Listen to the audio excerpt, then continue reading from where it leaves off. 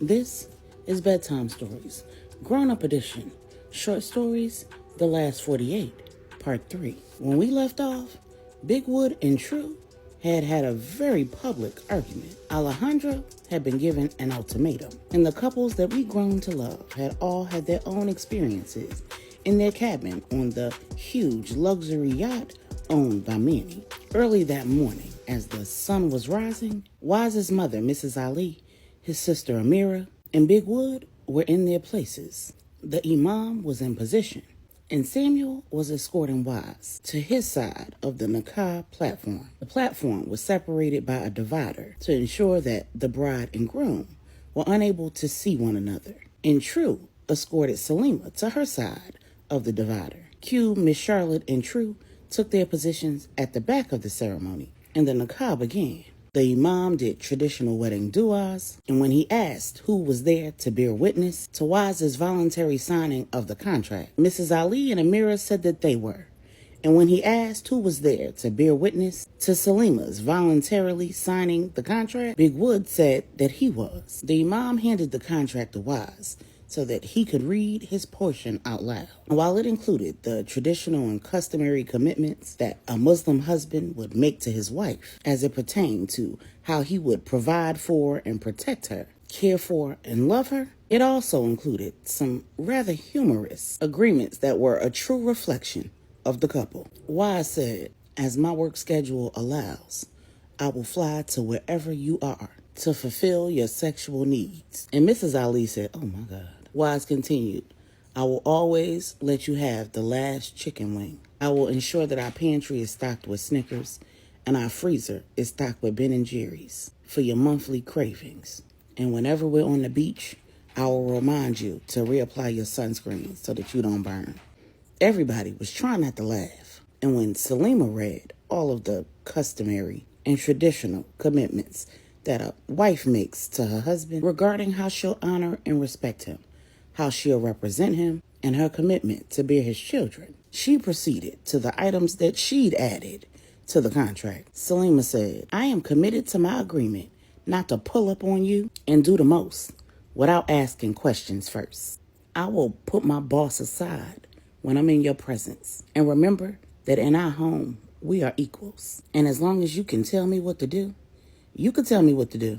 True just snickered. "I will not interrupt your time with the boys and demand that you come home immediately and pleasure me.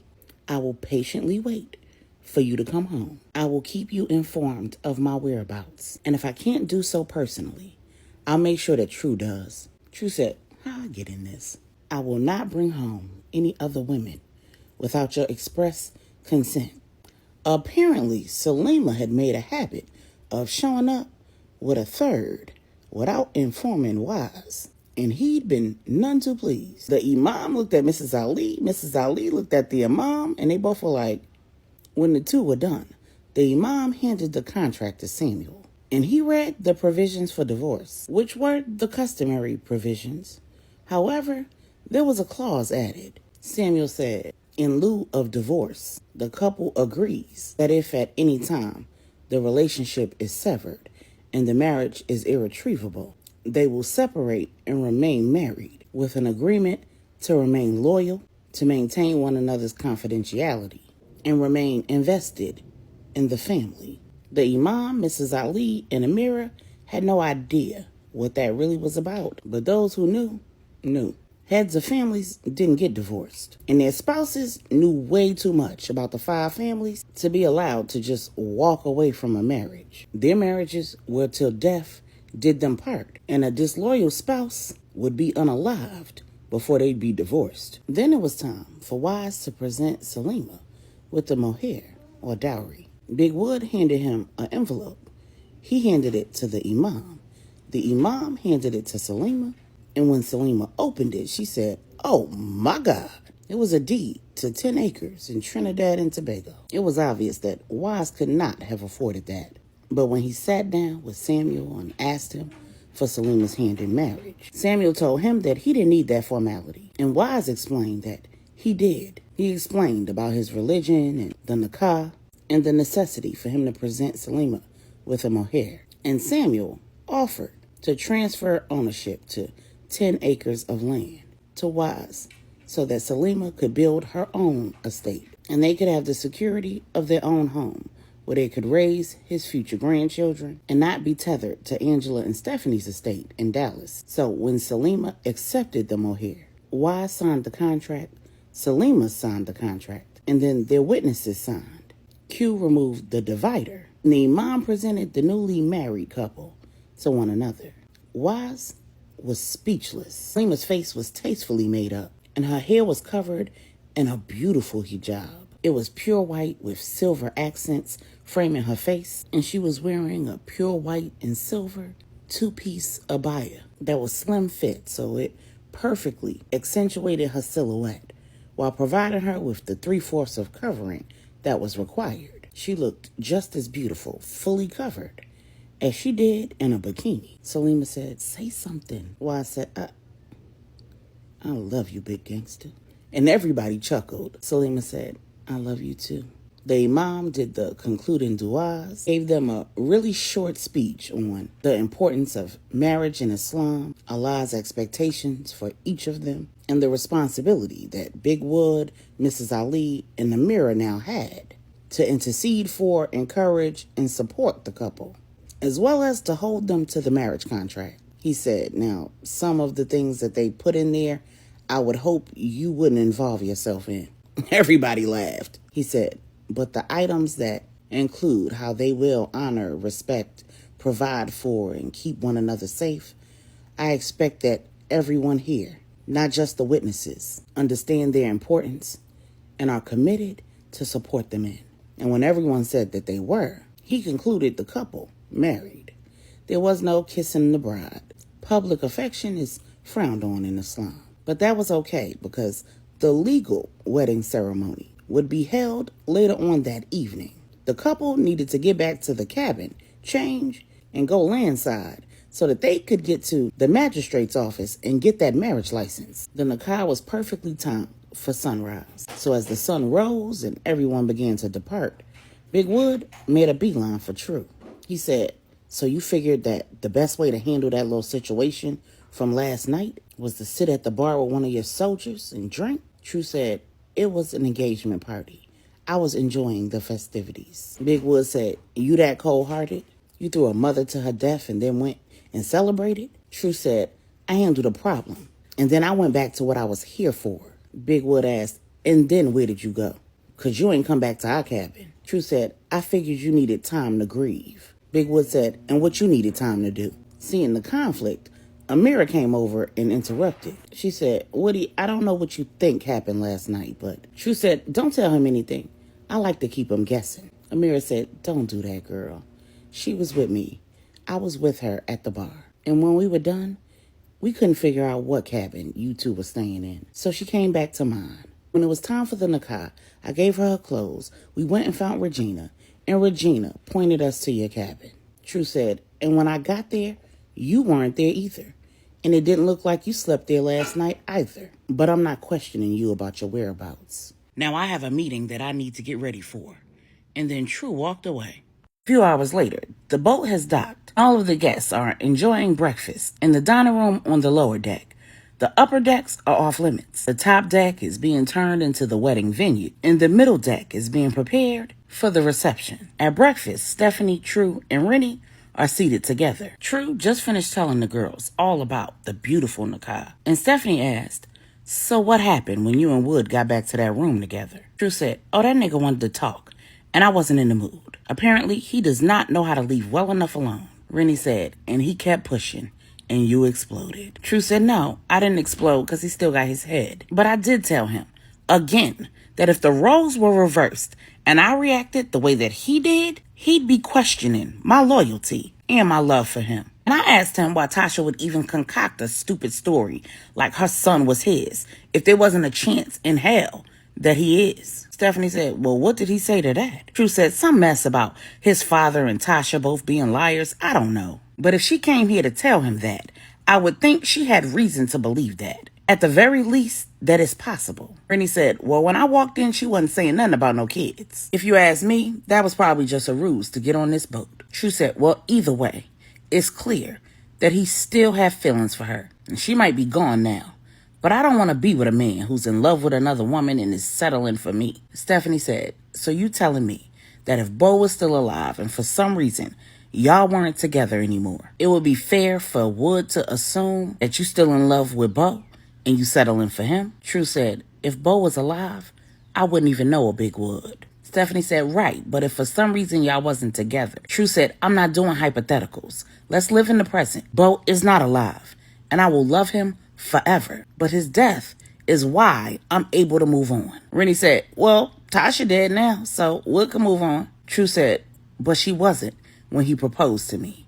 And that's the issue. Rennie said, well, I think you should just let that go and move on. That girl gone now. Stephanie said, well, I think that you should wait until you calm down and revisit that conversation with Wood. It may not be what you think it is, sis. Rennie said, oh, look at you being the voice of reason. True said, whatever. Then Rennie said, well, in other news, me and Phil not gonna work out. In unison, Stephanie and True said, why? Rennie said, because he ain't got enough boat for my ocean. And the motion in the ocean was not to my satisfaction last night. Stephanie said, oh my God. True said, girl. Rennie said, I'm serious. I cannot settle for lackluster D. Not when I done had the real thing. Any man I get with is competing with the D that I got from D. Baby, that was some D. Stephanie said, Rennie, why not just talk the man through it? When you get with a new partner, sometimes you gotta tell him what you like and how you like it. Or at least show him what you like. Rennie said, I am too old to be teaching a man how to find my spot. Plus, he was doing all this slow, sensual stuff. I like it wild and rough. Stephanie asked, even when you medicated? Rennie said, it has nothing to do with my mental illness. I like what I like. Speaking of what I like, did y'all see how fine Donovan was looking last night? True said, don't start that. Rennie said, I'm just saying, the way he was singing was turning me on. So, of course, when I went back to that room with Phil, I was ready to put all that on him, especially after we had put them paws on Tasha. You know, a good fight makes me horny as hell. Stephanie said, in just about every song that Donovan sung, it was clear that anybody who was watching was being dedicated to Maribel. And he said, and clearly Maribel is paying that man in dust. If she don't want him, I will gladly take him back. Stephanie said, speaking of Maribel, has anybody seen her? Maribel has enforced her privileges as the daughter of the boat owner, and she's having her breakfast in her cabin. She is not in the mood for socializing. Throughout the night/morning, she'd received several more text messages from the anonymous number. While she's pretty sure that those texts are from Jeff, she can't prove it. When another text came in, she just shook her head and said, Lord, please make it stop. Assuming that it was another one of those text messages. But when she looked at her phone, it was a text from her father telling her that there would be a meeting in the lounge area off the dining room immediately after breakfast. When Maribel arrives for the meeting, the gang is all there. And I know I say the gang is all there a lot, but let me be clear. The Queen Mother, Manny, Samuel, Idra. Manny's right-hand man, Javier. Idra's right-hand man, his nephew Stanley.